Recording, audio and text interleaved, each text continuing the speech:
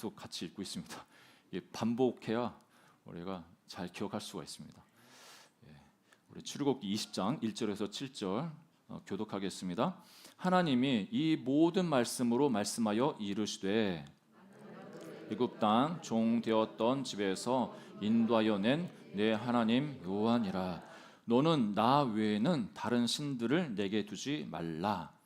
너를 위하여 세계인 우상을 만들지 말고 또 위로 하늘에 있는 것이나 아래로 땅에 있는 것이나 땅 아래 물속에 있는 것에 어떤 형상도 만들지 말며 그것들에게 절하지 말며 그것들을 섬기지 말라. 나 내 하나님 여호와는 질투하는 하나님인즉 나를 미워하는 자의 죄를 갚되 아버지로부터 아들에게로 3, 4대까지 이르게 하거니와 나를 사랑하고 내 계명을 지키는 자에게는 천대까지 은혜를 베푸느니라. 같이 읽겠습니다. 너는 내 하나님 여호와의 이름을 망령되게 부르지 말라. 여호와는 그의 이름을 망령되게 부르는 자를 죄 없다 하지 아니하리라. 아멘.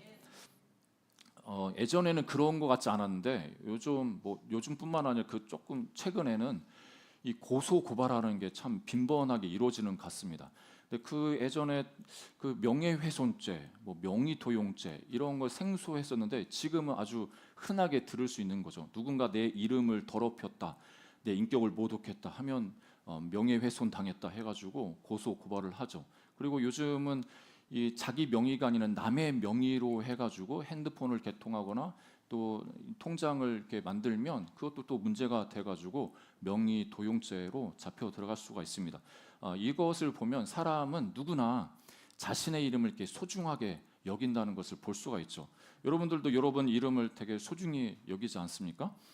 그렇지만 이 세상에서 그 이름을 더 소중히 여겨야 할 분이 있는데 그분이 바로 우리 하나님, 우리가 믿는 하나님인 줄 믿습니다. 그 하나님의 이름이 그 명예가 더럽혀지지 않도록 오늘 십계명 이 말씀에도 우리에게 권면을 하고 있습니다. 유대인들이 하나님의 이름을 더럽히지 않기 위해서 참 많이 신경을 썼습니다. 이 사람들에게 이제 히브리어 문자가 있고 하나님이라는 단어를 쓰지만 직접적으로 하나님이라는 단어를 쓰지 않고 그 하나님이라는 표현 앞에 아도나이 이런 식으로 주 그리고 하늘이라는 표현도 많이 씁니다. 그리고 그분 이런 식으로 많이 표현을 하는데 그 마태복음의 그 마태가 유대인 아니겠습니까? 그 유대인이었던 마태도 하나님 나라라고 하지 않고 하늘 나라라고 이렇게 표현을 합니다. 하늘 나라라고 하는 이유가 하나님 이름을 직접적으로 거론하지 않고 그 하나님을 하늘이라는 대용어를 사용해 가지고 하늘 나라라는 표현을 씁니다. 그렇지만 누가라고 하는 이방인이었던 누가는 이 누가복음에는 하나님 나라로 이렇게 명칭을 정해서 이야기를 합니다. 이만큼 유대인들에게 있어서 하나님의 이름을 직접적으로 부르는 것 되게 부담스럽게 여겨가지고 이 단어 자체도 모음을 없애가지고 자음만 이렇게 이렇게 써서 그렇게 표현을 했는데 여러분 한번 이렇게 넘겨주시면 여러분 이 자음으로 구성된 이 단어 한번 읽어보실래요? 이거 맞히시는 분에게 제가 예배 끝나고 소정의 선물을 드리겠습니다. 예, 유래하늘교회라고 말씀하신 분, 예, 저기 답을 보여주시죠. 예, 유래하늘교회.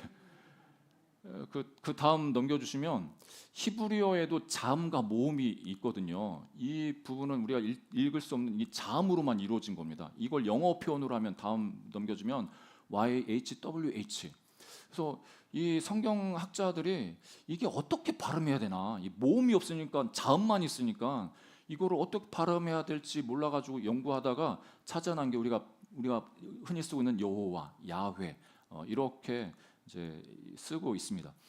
이 서기관들 같은 경우 여러분 자주 들어서 아시겠지만 하나님이라는 이 단어, 아까 히브리어 그 단어가 나오면 그냥 쓰지 않고 자기 목욕 재개하고 펜도 새로 걸로 하고 잉크도 새롭게 하고 그만큼 하나님의 이름을 망령되이 부르지 않기 위해서 이분들이 얼마나 신경을 썼는지를 볼 수가 있습니다.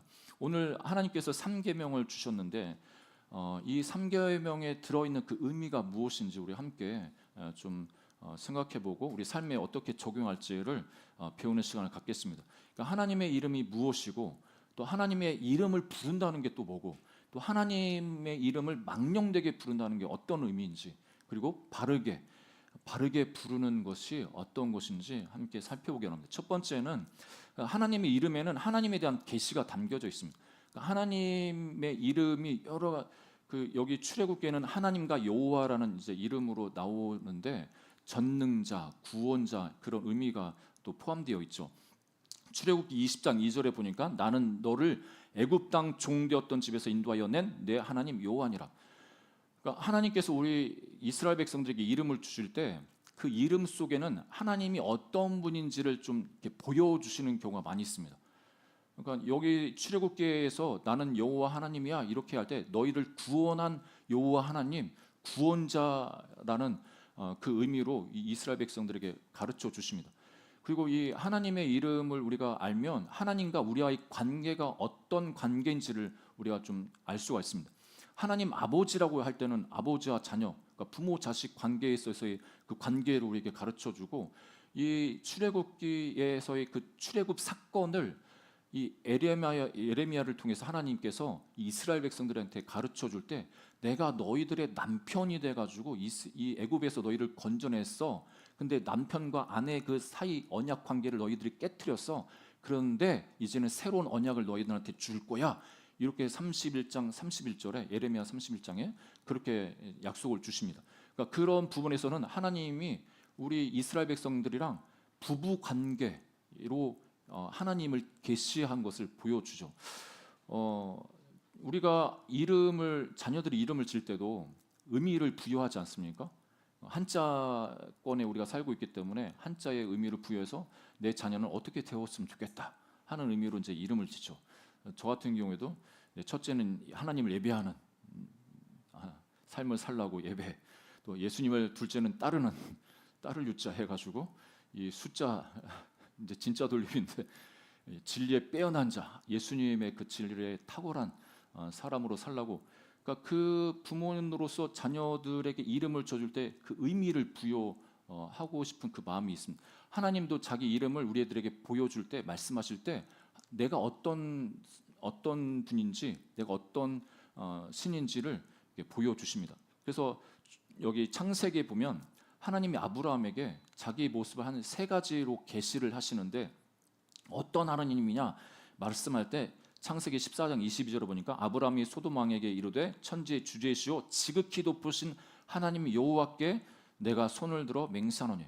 그러니까 이 아브라함한테 가르쳐 주신 하나님의 모습이 어떤 모습이었냐면 지극히 높으신 하나님이었다 이렇게 표현합니다. 엘요나고로 표현하는데 창세기 17장의 1절에 보면 아브라함이 99세 때에 여호와께서 아브라함에게 나타나서 그에게 이르시되 나는 전능한 하나님이라 너는 내 앞에서 행하여 완전하라. 하나님이 이 아브라함한테 자기를 소개할 때 나는 전능자야, 전능한 하나님이야 이렇게 말씀하시죠. 그걸 히브리어로 엘샤다이라고 합니다. 그래서 창세기 21장 33절에 보면 또 이 아브라함이 하나님이 어떤 분인지 계시를 받아서 표현하는데 아브라함은 브엘세바의 에슬나무를 심고 거기서 영원하신 하나님 여호와의 이름을 불렀으니. 그러니까 하나님의 이름을 불렀는데 그 하나님이 어떤 하나님이냐? 영원하신 하나님이다.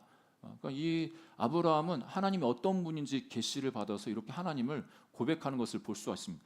출애굽에 들어와서도 하나님이 모세한테 자기가 어떤 분인지에 대해서 소개를 하죠. 그게 유명한 출애굽기 3장 14절에 있습니다. 그러니까 모세를 택해서 이스라엘 백성들을 구원해 내시기 위해서 내가 너를 보냈다고 이스라엘 백성들한테 가라. 그랬더니 모세가 아니 누가 보냈는지 어떻게 당신을 소개합니까? 했더니 하나님이 하시는 말씀이 하나님이 모세에게 이르시되 나는 스스로 있는 자이니라. 또 이르시되 너는 이스라엘 자손에게 이같이 이르기를 스스로 있는 자가 나를 너에게 보내셨다 하라. 스스로 있다.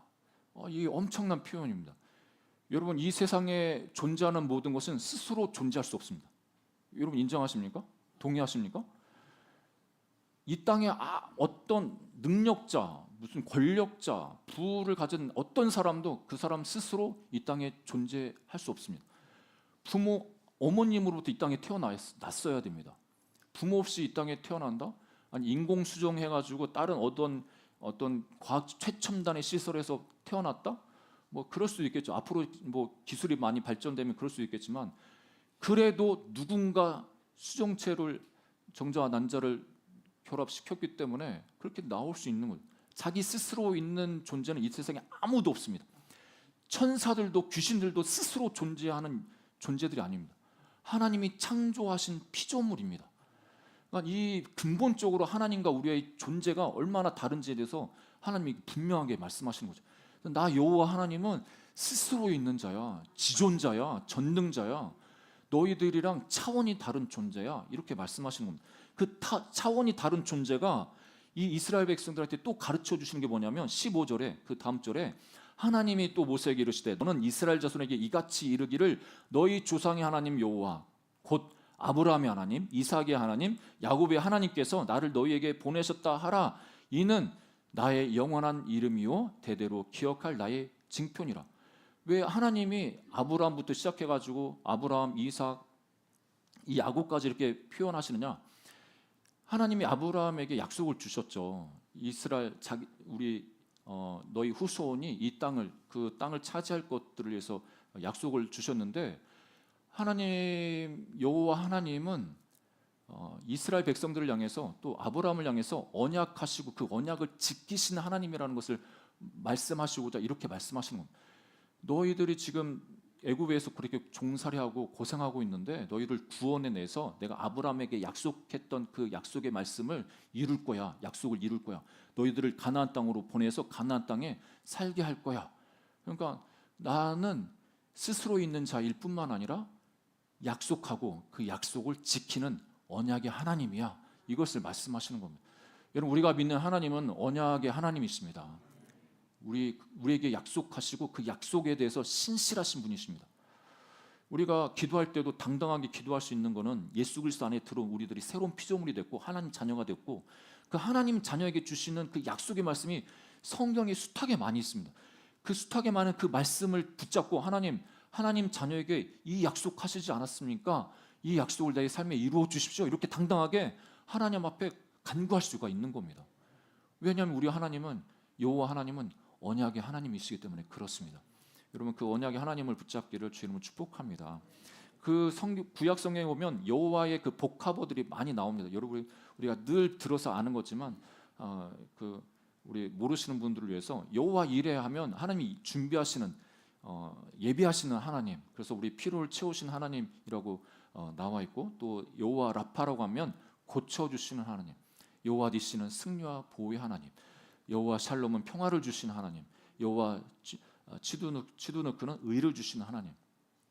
하나님께서 우리에게 어떤 분인지 그 이름을 통해서 우리에게 그 자신을 계시해 주셨습니다. 그 하나님 계시하신 그 하나님 우리 삶에서 체험적으로 경험하는 은혜가 있기를 주 이름으로 축복합니다. 그러니까 그 하나님의 이름을 부른다는 것, 그렇다면 그 하나님의 이름이 이런데 그 하나님의 이름을 부른다는 것은 또 어떤 의미냐? 그걸 살펴볼 필요가 있는데 하나님의 이름을 부르는 것은 두 번째로 하나님과 우리가 하나로 연결되는 겁니다. 그냥 지나가는 아저씨를 부르는 게 아니고 부모님을 부를 때 뭔가 우리가 필요가 있으면 이제 부르지 않습니까? 그 부르는 것은 그 관계가 있기 때문에 부를 수 있는 건데 이 하나님의 이름을 부르는 것은 하나님과 우리가 하나로 연결되어지는 의미가 있습니다. 이 십계명에 주어졌을 때 그 고대 근동에서 이 종주권 조약이라는 것이 있었습니다. 종주권 조약. 이게 국제 조약인데 강대국 왕이랑 약소국 왕이 조약을 맺습니다. 그러니까 강대국은 약소국을 보호해 주겠다. 언제든지 너희들이 위험에 처하면 보호해 주겠다. 그런 약속을 하고 이 약소국은 강대국 왕한테 그럼 우리가 충성을 다하겠습니다. 조공을 바친다든지 필요한 요구하는 것에 대해서 그것을 주겠다고. 그래서 이 조약이 맺어지면 어떤 일이 일어나냐면 그 약소국의 어떤 다른 침략국이 침략하면 이 약소국은 강대국 왕을 부릅니다. 그 부른다는 의미에는 그 강대국이랑 하나로 연결되어진다는 의미가 있습니다. 그러니까 강대국 왕을 부르면 그 부름에 이 강대국 왕은 조약에 의해서 이 약소국을 위해서 약소국과 함께 그 침략국을 상대해서 싸워야만 합니다. 그러니까 약소국이 침략국과 싸우는 것은 더 나아가서 강대국이랑 침략국이랑 싸우는 그런 의미가 있는 거죠. 그러니까 하나님의 이름을 부른다. 이 이름을 뭔가를 부른다. 그럼 그 부르는 그 대상과 내가 하나로 연결되어지는 그 의미가 있는 겁니다. 그러니까 이 신약에 넘어와서도 우리가 예수님을 부르는 자, 로마서 이제 10장 13절에 보니까 누구든지 주의 이름을 부르는 자는 구원을 받으리라 말하고 있는데, 그 이름을 부른다는 게 믿는다는 거죠. 예수님을 믿는 것. 부르는 것은 믿는 것과 또 연결되어져서 그 예수님을 믿는 자에게 하나님께서 구원을 주시겠다고 그렇게 약속하십니다. 여러분, 우리가 예수 그리스도를 통해서 하나님의 이름을 마음껏 부를 수 있는 그런 존재가 되었습니다. 그러니까 구약의 유대인들은 상상 못할 그 은혜를 우리가 누리고 있는 겁니다. 감히 하나님의 이름조차 부를 수 없는 사람들이었는데, 구약의 그 이스라엘 사람들은 우리는 예수 그리스도 안에 들어서 하나님을 아빠라고, 아버지라고 그렇게 친근하게 부를 수 있는 그런 은혜를 누렸습니다. 근데 그 부르는 그 의미는 하나님과 내가 연결되어진다는 겁니다. 연결되어진다는 그 은혜가 있는 것입니다. 여러분, 하나님 예수 그리스도 안에서 우리가 하나님과 연결되어졌음을, 하나님의 이름을 부를 때, 예수님의 이름을 부를 때 연결되어지는 존재인 것을 꼭 기억하시기를 주 이름으로 축복합니다. 세 번째는 하나님의 이름을 망령되게 부른다는 건 무엇이냐? 이게 하나님의 이름을 남용하여 헛되게 부르는 것을 의미합니다. 여기 7절에 오늘 본문에 너는 내 하나님 여호와의 이름을 망령되게 부르지 말라. 여호와는 그의 이름을 망령되게 부르는 자를 죄 없다 하지 아니하리라. 이게 제 3계명으로 우리가 알고 있는데, 이 망령되게라는 이 표현이 사전적 의미로는 이렇습니다. 정신이 흐려서 말이나 행동이 정상을 벗어나거나 벗어난 상태, 말이나 행동의 일관성과 합리성이 결여된 상태, 이 망령 들렸다 이렇게 표현할 때 이런 상태를 이야기하죠. 근데 이 히브리어에서 망령되게라는 이 의미는 두 가지 의미가 있습니다. 거짓되게라는 의미와 헛되이라는 의미가 있습니다. 그러니까 첫 번째 거짓되게라는 이 표현은 이 구계명에서 거짓 맹세하지 말라는 그런 말씀이 연결되기 때문에 여기서의 의미는 헛되이 부르지 말라는 것과 밀접한 연관이 있습니다. 그러니까 하나님의 이름을 헛되이 부르지 말라. 다 쉽게 말하면 함부로 부르지 말라. 남용해가지고 그 하나님의 이름을 부르지 말라고 가르쳐 주시는 거죠. 그래서 이 말씀 때문에 유대인들은 진짜 하나님 이름에 대해서 이름조차도 부르지 않는 그런 일들이 일어났습니다. 망령되이 잘못 불렀다고 망령되이 이게 부를 수 있으니까 아예 안 불러. 아예 안 불러. 여러분, 우리가 믿음 이 신약 시대 때는 그러지 않아도 되죠. 우리가 예수님을 마음껏 부를 수 있습니다.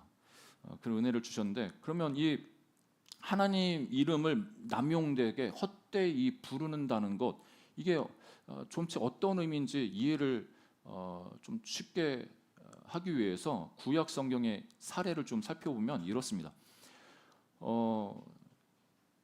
하나님께서 신명기에 이렇게 말씀하시죠. 신명기 18장 9절 12절에 내 하나님 여호와께서 내게 주시는 땅에 들어가거든 너는 그 민족들의 가증한 행위를 본받지 말 것이니 그의 아들이나 딸을 불 가운데로 지나가게 하는 자나 점쟁이나 기륭을 말하는 자나 요술하는 자나 무당이나 진언자나 신접자나 박수나 초혼자를 너희 가운데 용납하지 말라.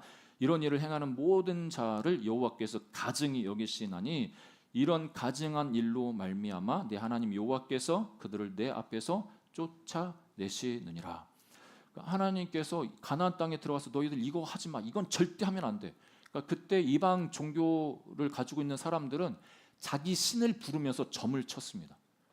자기 신의 이름을 부르면서 꾀를 냈고 또 초혼 이렇게 영혼을 불러들이는 거 있지 않습니까? 그런 행위를 자기가 섬기는 그 신의 이름을 부르면서 했다는 거예요. 너희들은 이렇게 이 사람들을 본받아가지고 하나님의 이름을 이렇게 헛된데 사용하면 안 된다고 말씀하시는 거죠. 그 다음에 예레미야 14장 14절부터 15절에 보면 여호와께서 내게 이르시되 선지자들이 내 이름으로 거짓 예언을 하도다. 그러니까 예레미야 시대에 이 이스라엘 백성들의 선지자라고 하는 사람들 중에, 예언자라고 하는 사람들의 하나님의 이름을 들먹이면서 하나님이 우리를 지켜주시니까 이스라엘 망하지 않아 하면서 거짓 예언을 하는 거예요. 하나님은 이제 이스라엘 백성 그 죄가 너무나 심하기 때문에 이제 멸망당할 거야, 이렇게 말씀하시는데도 불구하고 이 거짓 예언자들이 하나님의 이름으로, 하나님이 자기 이름도 아니라 하나님이 말씀하셨다 하면서 그렇게 하나님의 이름을 남용하면서 헛되이 사용해서 이스라엘 백성들에게 거짓 예언을 했습니다. 이거에 대해서 하나님께서 심판하신 것을 볼 수가 있고, 이 예레미야 시대 때 이 거짓 예언자만 이런 예언을 하면서 하나님의 이름을 들먹이면서 사용했냐? 교회사에 보면 하나님의 이름을 거짓되게, 헛되이, 망령되게 사용했던 예들이 너무나 많이 있습니다. 뭐 우리가 잘 아는 십자군 전쟁도 바로 그런 전쟁 중에 하나입니다. 그러니까 여호수아가 가나안 땅을 정벌할 때 전쟁을 거룩한 전쟁이라고 이야기를 합니다. 그러니까 하나님이 명령해서 이 가나안 땅에 있는 악한 족속들을, 이방 족속들을 다 제거해서 몰아내서 차지해야 되는 그 거룩한 전쟁을 하나님이 말씀하셔서 행하게 하셨습니다. 근데 여호수아가 일으켰던 그 전쟁은 여호수아 시대로 끝난 겁니다. 여러분, 그 전쟁은 그걸로 끝난 겁니다. 그 이후에 하나님이 거룩한 전쟁, 이런 여호수아에게 시켰던 거룩한 전쟁 시키지 않습니다. 그걸 가리켜서 이걸 착각해가지고 지금도 하나님의 이름으로 이 이방 종교들, 나쁜 사람들 다 피를 보면서 다 제거해야 돼, 이런 식으로 적용해가지고 살아가는 거는 큰 잘못입니다. 그게 어떤 신학자는 여호수아 착각 증후군이라고 이야기합니다. 여호수아 착각 증후군. 십자군 전쟁이 바로 그랬습니다. 예루살렘에 이방 종교가 몰려들어서 그 땅을 탈환해야 된다. 갖가지 하나님이 말씀하셨다는 그 명목을 들어가지고 그 사람들을 동원해서 수많은 사람들이 피를 흘렸습니다. 이 다른 사람의 인격을 짓밟으면서도 하나님을 한다고 착각하고 때로는 전쟁도 서슴지 않는 것, 이게 바로 여호수아 착각 증후군입니다. 자신의 일에서 하나님의 일만 갖다 붙이면, 그러니까 자기 일에 하나님 이름만 갖다 붙이면 마치 하나님이 일이 되는 것이냐 착각하는 것, 이게 바로 여호수아 착각 증후군입니다. 십자군 전쟁만 그런 게 아니라 이 땅을 살아가는 우리들이 이 착각에 빠져가지고 남의 인격을 짓밟고 피를 보고 이런 악한 전쟁을 일으킬 수가 있습니다. 여러분, 2차 세계대전을 일으켰던 그 히틀러, 나치도 그 나치 군인들이 입었던 군복에 어떤 구호를 적어서 전쟁에 나갔냐면 하나님은 우리와 함께 하신다. 이 문구를 적고 전쟁에 나갔어요. 지금 러시아도 어떻게 보면 동방 종교의 아주 축복을 받으면서 하나님의 거룩한 전쟁이 그냥 그렇게 하고 있는 것은 여호수아 착각 증후군에 빠진 겁니다. 이런 신뢰가 여러 가지 있지만 좀 넘어가고, 그 예레미야 5장 2절에 보면 더 하나님의 이름을 남용하는 사례가 그들이 여호와께서 살아계심을 두고 맹세할지라도 실상은 거짓 맹세라. 그러니까 다급해가지고 위기를 모면하려고 내가 하나님 이름을 들먹이면서 내가 하나님 이름으로 나 이거 진실을 대, 거짓인데도 불구하고 진실을 대, 이렇게 거짓 맹세하는 경우가 있는데 그것도 하나님의 이름을 헛되이 거짓되이 사용하는 것이라고 말씀합니다. 이 사례가 구약에만 있는 게 아니라 신약 성경에도 보면 하나님의 이름을, 예수님의 이름을 함부로 사용한 경우가 있었습니다. 사도행전 19장 13절부터 16절에 보니까 이 사건이 바울이 예수 그리스도의 이름으로 귀신도 쫓아내고 막 병든 자 고치고 이러니까 그 주변에 마술하는 사람들, 또 호기심 있는 사람들이 예수님의 이름으로 이렇게 하면 되겠구나 해가지고 그렇게 했는데 오히려 당하는 경우가 있었습니다. 이게 바로 스게와의 아들들이 그렇게 나오는데 13절을 보니까 이에 돌아다니며 마술하는 어떤 유대인들이 시험 삼아 악기 들린 자들에게 주 예수의 이름을 불러 말하되 내가 바울이 전파하는 예수를 의지하여 너희에게 명하노라 하더라. 유대의 한 제사장 스게와의 아들들도 이 일을 행하더니 15절에 악귀가 대답하여 이르되 내가 예수도 알고 바울도 알거니와 너희는 누구냐 하며 16절 악귀 들린 사람이 그들에게 뛰어올라 눌러 이기니 그들이 상하여 벗은 몸으로 그 집에서 도망하는지라. 그러니까 이 스게와의 일곱 아들들은 예수님을 믿지도 않고 바울이 하는 걸 보면서 자기도 모방해가지고 그렇게 한번 그 이름을 사용해서 해봤는데 이렇게 이 악귀들한테 오히려 당하고 도망가는 일이 벌어졌습니다. 여러분, 예수님의 이름을 진실하게 믿고 예수님을 신뢰하고 인격적인 관계가 있는 그런 상황에서 하나님의 영광을 위해서 하나님의 이름을 부를 때 하나님께서 그 이름 들으시고 우리에게 응답해 주시죠. 그렇지만 하나님의 이름을 내 욕심과 어떤 내 지금 당장 뭔가 이렇게 어려움을 피하려고 그렇게 헛되게 사용하는 것, 하나님께서 망령되게 사용하시는 거라고 말씀하시고 그렇게 하지 말라고 우리에게 권면하십니다. 마지막으로 이 하나님의 이름을 바르게 부르는 게 뭐냐 이야기할 때 그 바르게 사용하는 것은 하나님의 이름을 거룩하게 하는 겁니다. 마태복음 6장 9절에도 그러므로 너희는 이렇게 기도하라. 하늘에 계신 우리 아버지여 이름이 거룩히 여김을 받으시오며. 그러니까 우리가 이 땅을 살아가면서 하나님께서 우리를 불러주셨는데 우리가 하나님을 향한 열정을 가지고 하나님을 잘 섬기죠. 여기 와서 하나님을 예배하는 것, 하나님의 이름을 거룩히 올려드리고 하나님 이름이 거룩히 여김을 받도록 또 우리 삶에서 삶의 내용, 우리 행동에 있어서 본이 되어지고 또 선한 영향력을 미쳐야 합니다. 그러니까 종교심이 열심인 거랑 진짜 하나님 인격적인 관계에서 하나님께 열심이면서 이렇게 예수님을 따라가는 거랑은 조금 차이가 있을 수 있습니다. 여러분, 교회에서 열심히 신앙생활 한다고 해가지고 예배 많이 드리고 기도 많이 하고 찬양 많이 하고 그건 종교적 열심이 많은 겁니다. 예. 그런 분이 밖에 나가가지고요, 집에 가가지고 애들을 막 말로 구타하고 몸으로도 못하고 아니면은 자기보다 약한 사람을 짓밟고 내가 마음에 안 든다고 해가지고 그 사람 인격 짓밟고 이렇게 살아간다든지 아무튼 상식에 벗어나는 좀 악한 도덕적으로도 이건 아니다 싶을 그런 행동을 하는 그런 삶을 살아가면 하나님이 기뻐하지 않습니다. 그냥 그분은 그냥 종교심이 열심인 거예요. 정말 하나님께 열심이고 하나님 마음을 더 알아가길 원하고 또 하나님이 원하시는 삶을 살기 원하는 진짜 신앙인들은 이 예배 교회 안에서도 예배를 열심히 하지만 삶의 현장에 있어서 바르게 살아가는 거죠. 그런 삶을 통해서 하나님의 이름이 거룩히 여김을 받으십니다.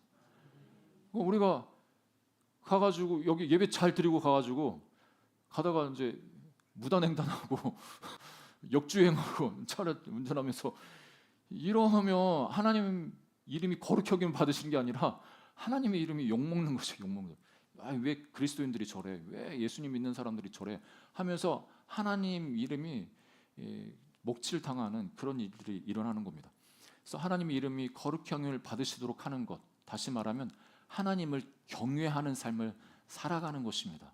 우리가 하나님을 경외하는 삶을 이 교회 안에서뿐만 아니라 가정에서, 직장에서, 사회 안에서 살아갈 때 하나님의 이름이 거룩히 여김을 받으시는 겁니다. 그게 바로 하나님의 이름이 망령되이 일컬음을 받지 않는 것입니다. 여러분, 이런 것을 꼭 기억하시기를 주의 이름으로 축복합니다. 그래서 예수님이 얼마나 답답하셨으면 마태복음 7장 21절에 이렇게 말씀하셨겠습니까? 나더러 주여 주여 하는 자마다 다 천국에 들어갈 것이 아니요 다만 하늘에 계신 내 아버지의 뜻대로 행하는 자라야 들어가리라.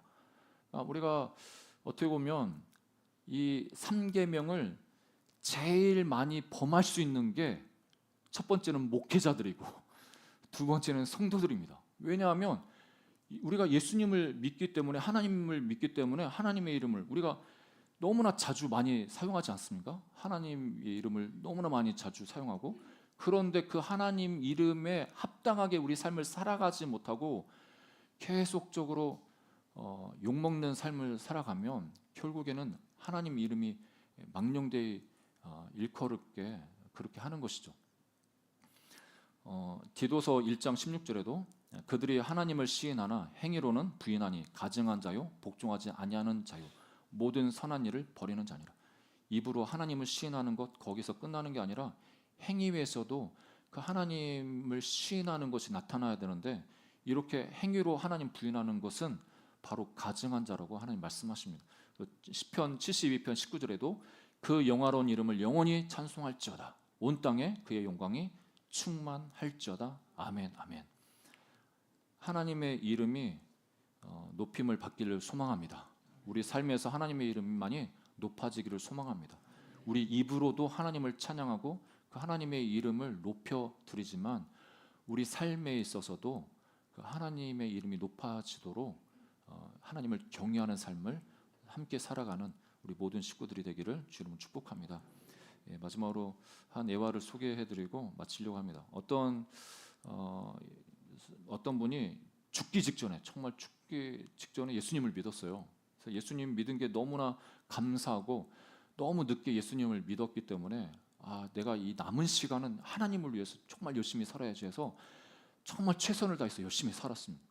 그래서 이제 이 땅의 삶을 다 하고 나서 하나님께 갔는데 천국에 가니까 예수님이 저 멀리 보좌에 앉아 계시는데 벌떡 일어나시더니 막 뛰면서 이제 자기를 맞아 주시려고 이렇게 오시는 거예요. 너무 하나님, 내가 예수님 늦게 믿고 진짜 한 거 아무것도 없는데 이렇게 저를 환영해 주셔서 너무 감사해요. 그래서 이제 예수님과 교제하면서 예수님 안에서 즐거워하면서 이렇게 사시다가 어느 날 보니까 지상에서 같이 교회에서 신앙생활했던 장로님이 이제 천국에 오신 거예요. 너무 얼마나 기쁩니까? 이 초신호가 너무 기뻐가지고 우리 장로님 오신. 근데 우리 예수님이 이제 보좌에 딱 일어나셔가지고 그냥 가만히 계시는 거예요. 안 뛰어나가고. 그래서 왔냐? 무슨 장로 왔니? 아유 수고 많았다 이렇게 말씀하시고 환영해 주시는 거죠. 이제 좀 시간이 지나가지고 그 교회 이제 담임 목사님이 이제 천국에 오셨습니다.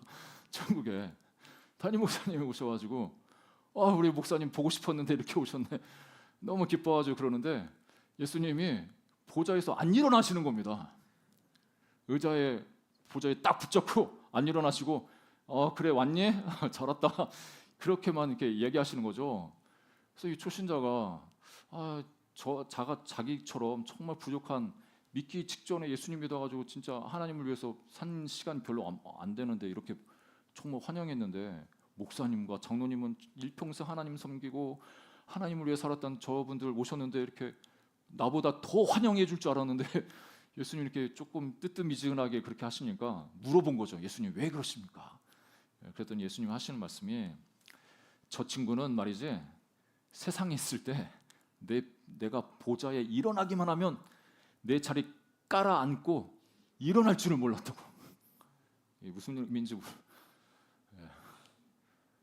내가 보좌에 일어나기만 하면 내 보좌 차지해가지고 자기가 앉아가지고 안 일어나고 자기 그 보좌에 자기가 눌러 앉아가지고 그렇게 했다는 거죠. 이게 뭐 우스갯소리인데 그러니까 하나님이 받아야 될 영광, 하나님이 받아야 될 그 영광을 내가 취하고 또 하나님의 이름을 거룩히 여김 받도록 하나님을 위해서 그 이름을 불러야 되고 사용해야 되는데 내 욕심을 위해서 거짓 맹세하거나 내 유익을 위해서 그렇게 한 그 삶을 돌아보게 하는 짤막한 우스갯소리였습니다. 여러분, 하나님께서는 어찌 보면 하나님의 이름을 가장 많이 말하는 사람이 실제로는 하나님의 영광을 가장 많이 가로채고 있는지도 모르겠습니다.